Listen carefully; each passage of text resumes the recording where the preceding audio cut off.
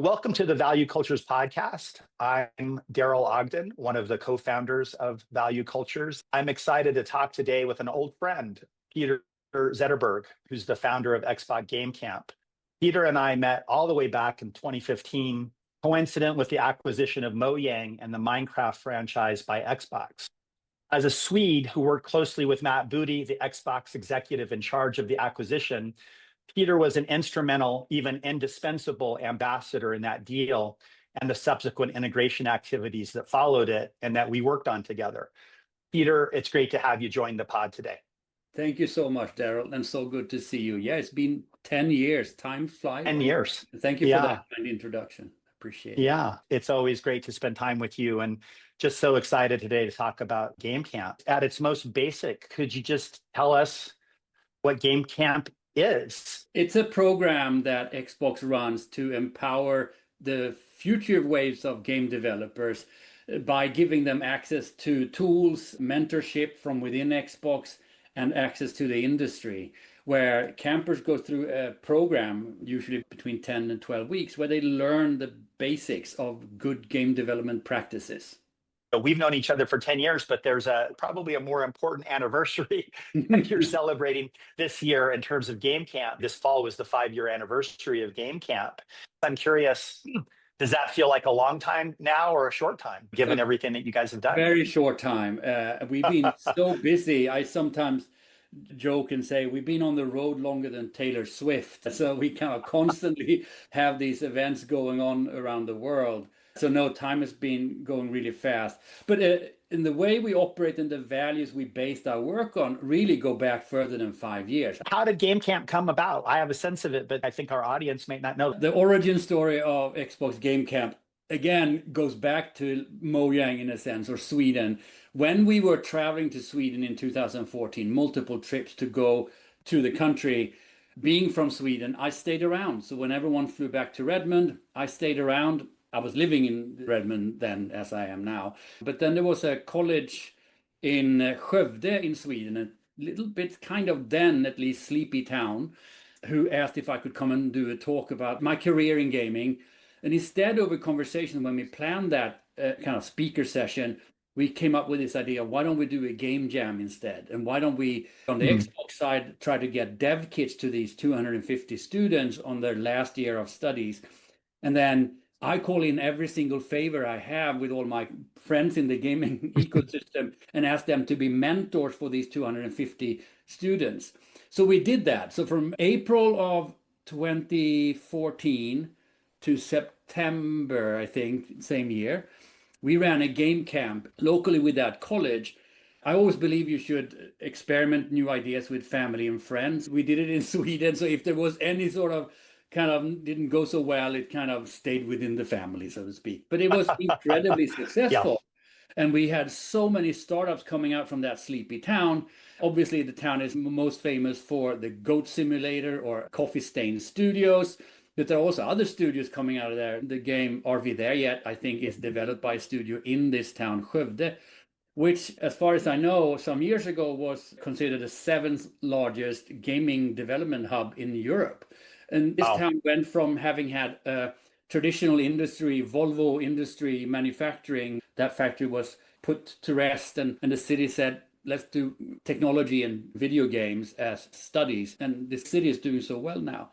So that was our first game camp. And it was just a way to pay back to the country where I had my studio. Then fast forward to 2020 and living in the US several years. It was the beginning of COVID combined with, I would say, the political climate in the country. It was more of a personal perspective, but it was hard for me to think I was working in games when the world was on fire. That's at least how I thought. What can I possibly do from my tiny corner that could make some positive change? So I bounced off the idea of running an Xbox Game Camp together with Black at Xbox, the ERG that exists inside of Microsoft. Matt Booty also, I told him about that. He was aware that I did this kind of side gig in 2014. And with Matt's support, we did a pilot in Louisiana that same year, and Xbox Game Camp in New Orleans, so Louisiana, ran for 6 months and generated 5 startups. And we had hundreds of people participating. It was just obvious that in every human being, there is this ambition to find your superpower. And if you can provide the tools and the access to realize those superpowers or creative aspirations, then Game Camp was that instrument that they could use. And we saw a positive impact across the whole state. You run this one-off experience that I Yeah. don't think was called Xbox Game Camp in No. 2014, but that lodged in your mind. You're looking for an opportunity to make a positive contribution at a very, very difficult time Yeah. for the United States and for the whole global culture. And so, how do you marry together a social good with your expertise in games and your passion for games? How do we bring these things together? Why did you choose New Orleans? What was it about New Orleans that attracted you to it? There is a combination of things. I think, first of all, it's a state where primarily you have oil and gas. I don't want to call it old money, but traditional industries. There were just a few game studios located in Louisiana. One was In Exile that we just around that time had acquired. Yep. They have an office in Southern California, and then they had an office in New Orleans. So it was a perfect place to pick because of those combinations, and that there were not many other studios, and we could have In Exile as our harbor, a place that we knew there were game development on behalf of Xbox happening in that city. So it became like a little safe haven, a place where we could connect our participating campers to a game studio in the city. Yeah. So it's just the perfect location for us. And I then love that. it was beautiful to see that we went from 3 studios up to, I think, 7 or 8 within just 2 years from Game Camp. Our most recent pod interview is with Brian Fargo, the founder of NXIL. And so there's something about serendipity here, given and also New Orleans. And so now you do it in New Orleans. And is there a glimmer in your eye at that point, Peter? Like, okay, well, we could do this in other places as well. Or when did the idea that this could become a recurring event and also a traveling event and a traveling experience, when did that come into your vision? Great question. And first off, I would say, having been with Microsoft and now today for just over 18 years, it's the lived culture. When we ran Game Camp in Louisiana, and I think about the company values of Microsoft, they go so hand in hand for me. We can make positive impact, empower people where they live and work, and then also continue to drive business forward and upwards. When Game Camp Louisiana or Game Camp New Orleans was done, it was saying, wow, this really worked. We docked to the business. We drove influx of games into ID Xbox.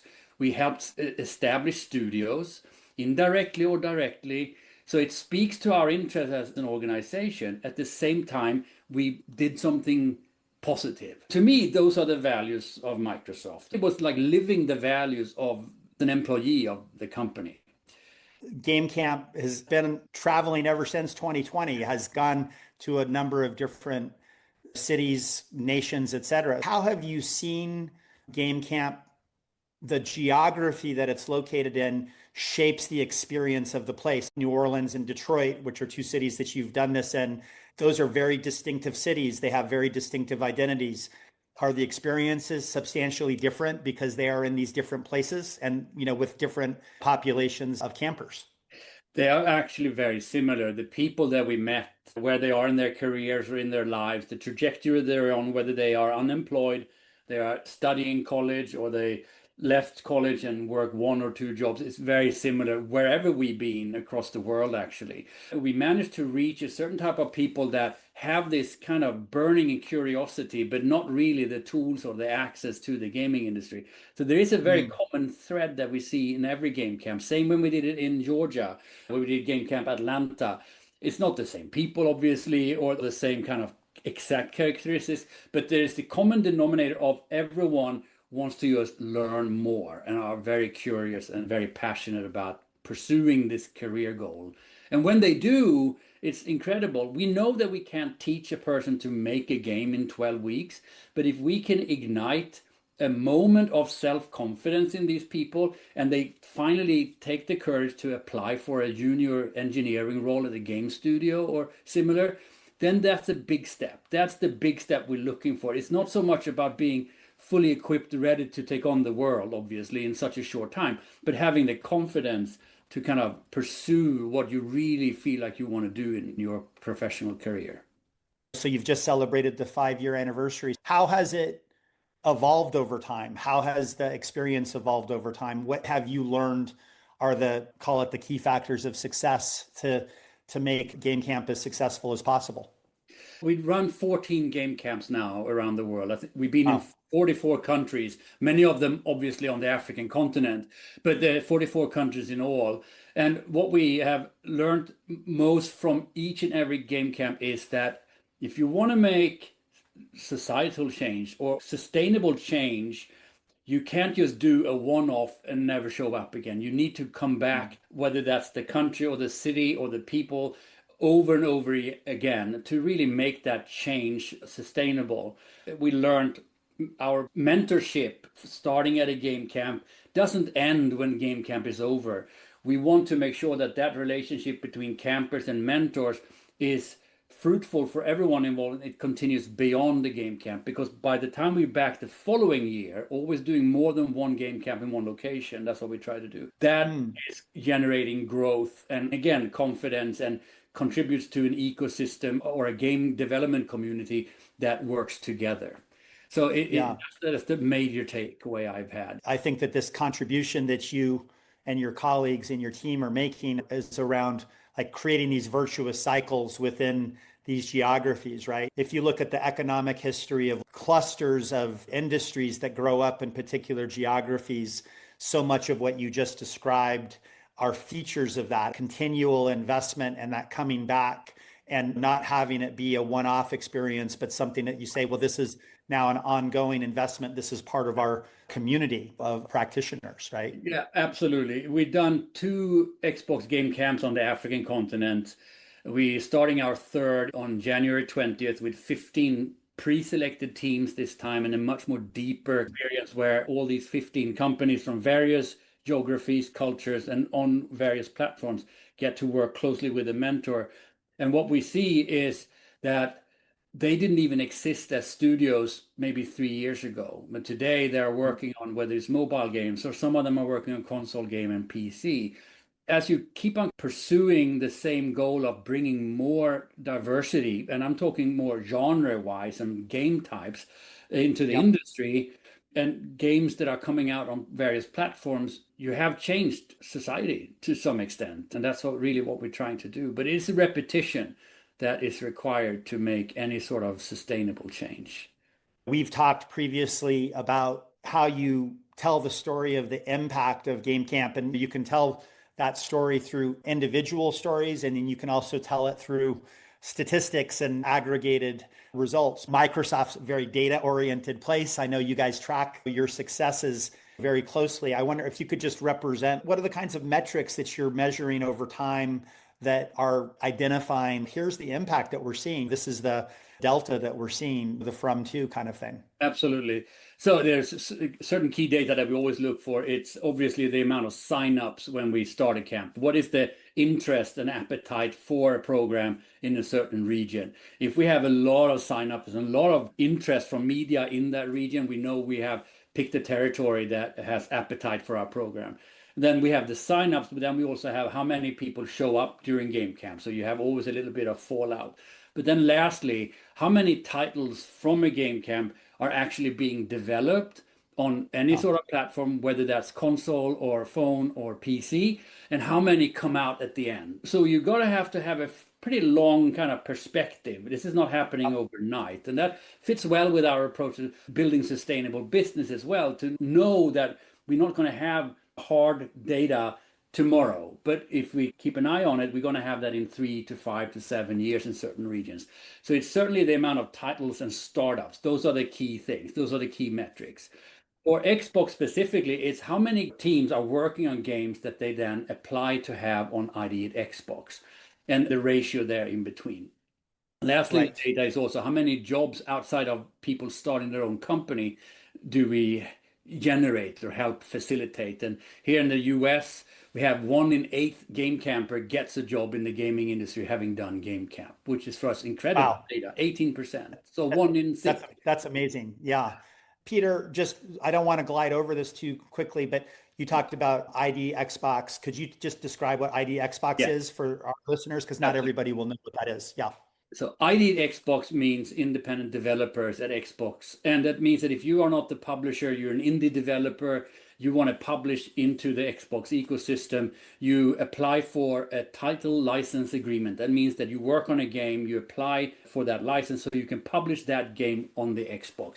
You don't have to go through a publisher such as, let's say, Ubisoft or EA, so to speak. You can publish straight onto the platform. That's the ID Xbox program. And they have a funnel of games coming in. And we always say that we have a very broad funnel of games and encourage developers and campers to apply for ID Xbox. So we bring the broad funnel and then it gets slightly thinner at ID Xbox. And then eventually those games come out on Xbox into the ecosystem of Xbox. You must feel an enormous sense of satisfaction when that funnel is when that journey is complete, navigated, it's incredible. Right? Yes. And it took a while. It was hard to be patient. I always found it hard to be patient. I'll bet.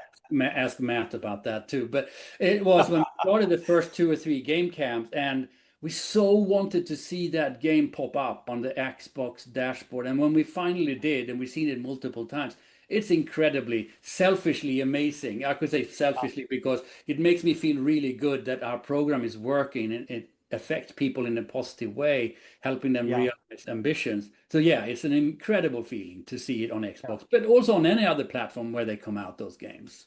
As you might imagine, we care quite a lot about game development culture at Valued Cultures. One of the things that I'm so intrigued by, Peter, and love to get your thoughts about are you'll often engage people first at the individual level, they form into teams, and then in many cases, as you've described, they evolve into studios, essentially. So you engage the individual, organize them into teams, and create the opportunity, if it makes sense for them and they're excited about it, to form a studio and make a game and see that whole funnel through. I wonder if you could speak to how you would engage the individual developer.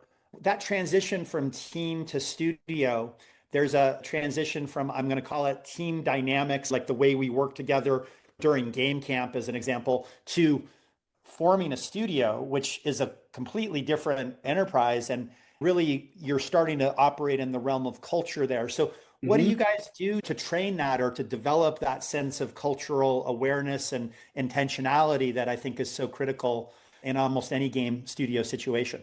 It's a great question. And some of those game camp teams, they start a studio and then it doesn't take long for them to end up in troubles, whether that is on a personal level or whether that is just the kind of the tax you pay, or meaning not literally, but like the noise outside of the making the games, and it's not as fun anymore and so on. I think it's all about preparedness for our campers. So while there are many of those who that we want to start a studio, we're thinking about it, we put them on a special track where we make sure that they speak to entrepreneurs who started companies that published or developed games. So they get a kind of a reality check. And especially for people who maybe are studying college and so on, or academia in particular, is that they are very unaware that you can't stop the clock. If you don't run a company, you just do it on your spare time. You can press pause and have a think. And when you run a company, you can't. The only thing you can control are your costs. You can't control your sales. So how do you manage that in that kind of, and it's always on, always on. So it's about educating the campers about what does it mean to be an entrepreneur? Does it mean to be always kind of working? Yes, you have all this freedom, but the fact that you're working all the time, is that freedom? For many, it is. I consider myself an entrepreneur, and there's so much goodness that comes with working as an independent that is worth all that hard work. So it's all about setting expectations. Then we do tactical discussions such as who is the lead producer? Who is essentially the CEO of this mini outfit? And what does that mean? Does it mean being the boss, or does it mean the person who is responsible? And what's the interrelationship between being the CEO and actually being part of the team? So there's a lot of discussions going on with the campers during that period. But they are always go beyond the game. When game camp is over, we always keep on talking about those topics. I've been mentoring a team in Baton Rouge in Louisiana for 5 years now, Ghost Garden game, still supporting them, and they have their ups and downs. They finally put their game on the Steam wish list, which we are very proud of to see them come that far. There's a reality in the when you work in a theoretical space of running a kind of team, and to your point, Daryl, when when the reality kicks in and you have a company and the obligations and the requirements and that comes over you, it's a very different ball game. But we try to prepare Yeah. for that. You're moving from the initial enthusiasm of finding a group of fellow Yeah. travelers that you're excited to work with to the resilience and the determination and the long-term commitment that you need to see through such a long Yeah. experience of building a game, right? Yeah. It's a different game. Oh, absolutely. Yes. I think I'm somewhat correct when I say you don't start working on a game because you want to run a company. No, You start a company because you have to make games. right. It's the vehicle that will take you there. Yes. It's nothing, not something that you just willingly would do. If you could avoid it, you probably would, because all that you want to do is to work in games. The creative process, the Yeah. technical challenges with the narrative, with the visual, with the design. It's all this beautiful mix of all these disciplines. That's why I think many founders are working. They just love to float around in this mix of disciplines that are all Yeah. individually challenging. We often talk about, even for long-term studios, but especially for startups, it's games make studios rather than studios make Oh, games. In a absolutely. sense, right? Much better. I'm going to Yeah. steal that one. That was much better. My You can long take it. version. You But it's can, you also can, interesting, and you must see this as well, Daryl, that the studio's culture is reflected in the product, in the game. oh, 100%. Whole culture made that game, and the game is also making the culture. So it's nearly like an interlooping connectivity between the two. For game campers who go through this sometimes cozy game camp, we want to set them up so they know what they're getting into once they start a company. And I have had conversations with campers who started out and they're on their way, and then 6 months later they dispel the team because they couldn't agree on stock between them or who was going to get paid or not. That's life. That's we call it. That's lifey. That's like life happens, and Yeah. sometimes it doesn't work out. So, Yeah. and I have Yeah. the I'm so benefit glad. of having been through that myself when I started a studio in '92 in Sweden. The friendship groups had to now become a company, and how do you mature up to that level?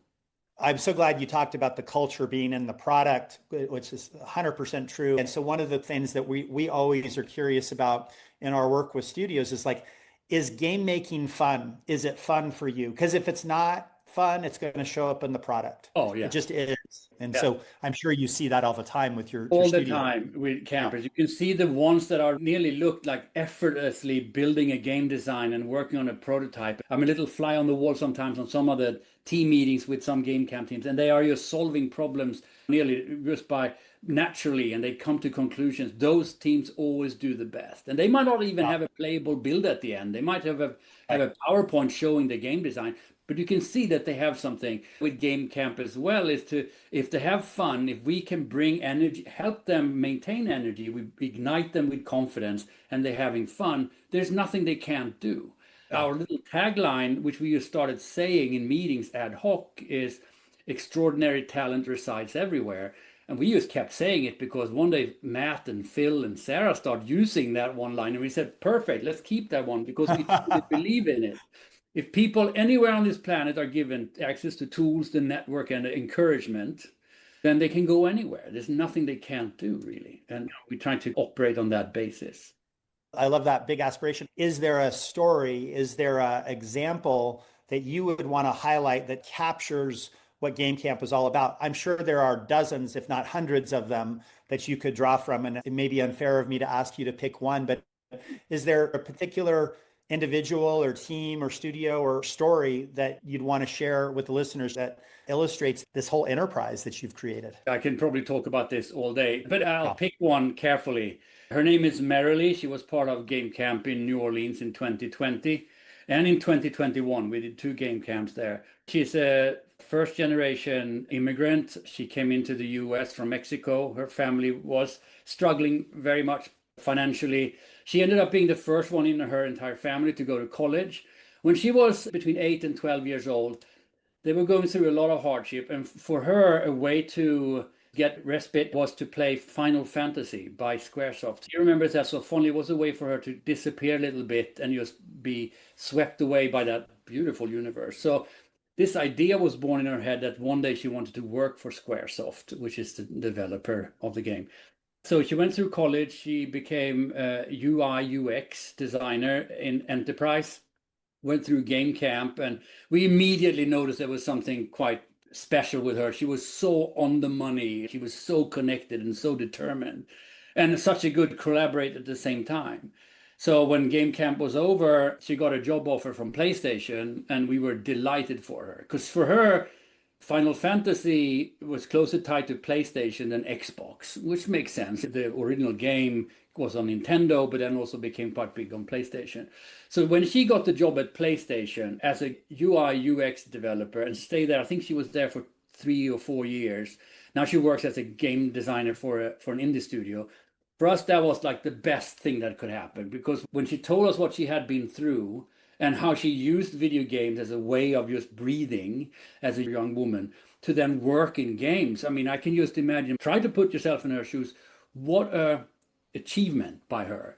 And so that's my favorite story is the Marilyn story from 2020. That was And I love that it goes, we talked about origin stories at the outset. And so that's the origin story of the actual Xbox Game Camp, isn't it? Yeah, I would say that's there's so many. It feels nearly unfair to your point to only tell one, but it's my favorite story. And we still are in close touch with Marilyn today. We text each other occasionally. And I think she stayed in touch with her mentor for over 2 years after Game Camp. Wonderful. Yeah. I liked how you described yourself as an entrepreneur because we know each other well. You are an entrepreneur, literally an entrepreneur, and you have other parts of your life, Peter, that are important and are incredibly impressive.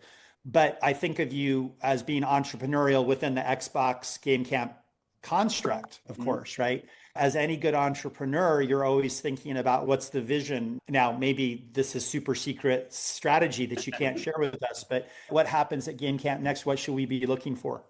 My team and I, we want to do an Xbox USA without Simon Cowell. Those people don't belong. This is all about positivity and community.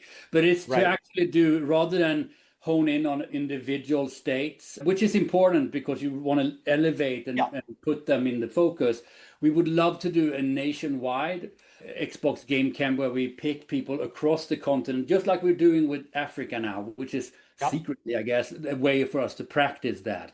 So how do we deploy an Xbox Game Camp USA where we can, across from west to east, pick future talent that can shape the industry moving forward? So that's one big ambition we have long term. I'm glad that you're keeping your ambitions small, Peter. Yes. But that's right. the cool thing with Game Camp, and I would say that's thanks to the leadership of Phil and Sarah, especially Matt Boodia, executive sponsor of the program. I will not say that we are running autonomously, but as an employee of Microsoft, you can write your own job description and pursue goals inside large corporations. And certainly at Microsoft is my experience. So if you have an idea and a conviction and a solution, something that people desire, like in Xbox Game Camp, is something that we know people love to hear about and want to be part of when we deploy, you can really build a business around it. I just love the fact that I can be an entrepreneur in what people may consider not a very entrepreneurial environment. My employment through Microsoft provides me with the tools and the access so I can pay it forward. It's just an amazing opportunity to represent Microsoft wherever we go and Xbox. Sometimes I have to still check if I'm dreaming. And Matt tells me, keep going, you're doing great. Right. So, which is amazing. Right. There are fewer, more supportive leaders than Matt Booty for realizing visions that can make a positive difference through games. He's the exemplar of that. And so that doesn't surprise me at all. What's true about all of our guests, Peter, is that all of our guests love games and they love playing games and so on. And again, I may be asking you an unfair question and you can withdraw from the field if you want to, but we have something that we call our level up game selection, which is tell us about a game that you've fallen in love with recently. There are big blockbuster games that people love. And if you want to share that, that's great. But we like to hear about games that maybe people haven't heard about and use this as a platform to draw attention to them.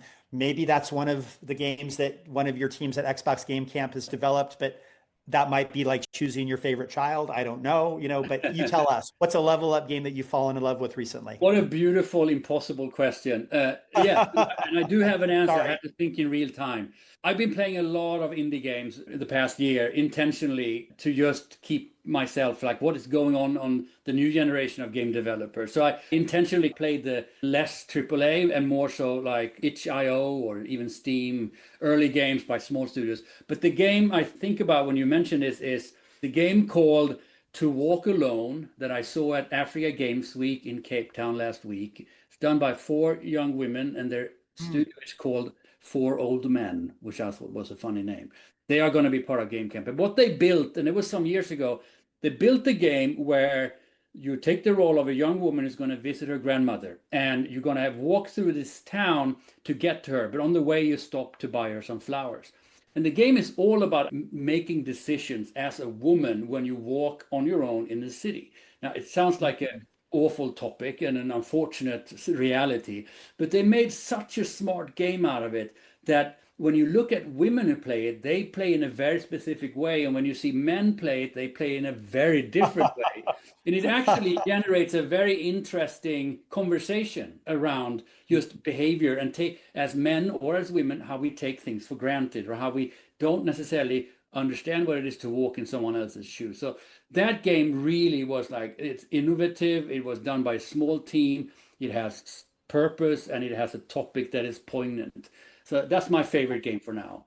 I love that. The title is so evocative. Of course, it conjures up the parable or maxim. I think it's from Africa. If you want to go fast, walk alone. If you want to go far, walk together, right? Yes. You know, Oh, absolutely. Yep. and 100%. yeah. And But maybe there's a gender divide there that yeah, you're describing. I don't know. I love the recommendations. Peter, this is just the conversation that we wanted to have. I hope that you were able to share the main features of Xbox Game Camp. What a wonderful contribution globally to society. You know, your vision in 2020 of trying to make a positive difference in a very difficult time, your colleagues have done it. And so congratulations to you all, and keep going. Go Thank you far. so much for that. I really appreciate you. I think the biggest thank you should go to all the 350 volunteers from across Xbox who take time out of their busy schedules and when they're in crunch, when they're working on games, to mentor teams or come and talk to teams or listen to campers during our weekly calls that we have with the campers. Those are the true heroes. An idea is only as good as its execution. And we are full of good ideas, but it's really the mentors and contributors and the campers who make this program a true value. So thank you so much for having me, Daryl. A pleasure. Xbox Game Camp is bigger than the sum of its parts, obviously, Yes. and wonderful, wonderful job. So great to see you, Peter. Thank you, Daryl. Good to see you.